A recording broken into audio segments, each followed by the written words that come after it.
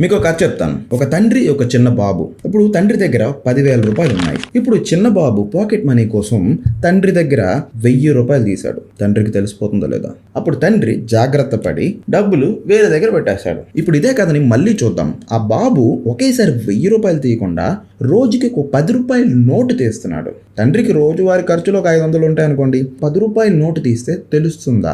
So ఇక్కడ తండ్రి మన బాడీ, ఆ 10,000 రూపాయలు మన బాడీ ఫ్యాట్, ఆ చిన్న బాబు మన వర్కౌట్.